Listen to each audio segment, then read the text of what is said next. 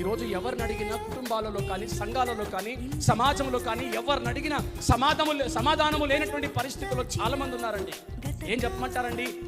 మా కుటుంబంలో పరిస్థితులు బాగలేవు, మా సంఘంలో పరిస్థితులు బాగలేవు, మా ప్రాంతంలో పరిస్థితులు బాగలేవు, మనుషులకు పడట్లేదు, మనుషుల మధ్య సఖ్యత సమాధానము కరువైపోయింది, మనుషులు స్వార్థంగా ఉండిపోతున్నారు, ఎవరి గురించి వాళ్ళే ఆలోచిస్తున్నారు, పక్క వాళ్ళ గురించి ఆలోచించట్లేదు, సంఘము గురించి ఆలోచించట్లేదు, సేవ గురించి ఆలోచించట్లేదు.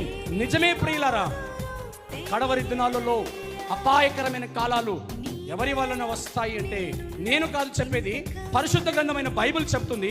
ఎవరిని వల్ల వస్తుందంటమ్మా? మనుషుల వలన వస్తుంది.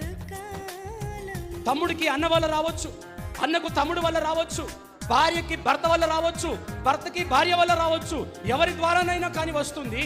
అది ప్రమాదము, అన్ని ప్రమాదాల కంటే గొప్ప ప్రమాదము అదే ప్రమాదం, అది మనుషుల వలననే వస్తుంది.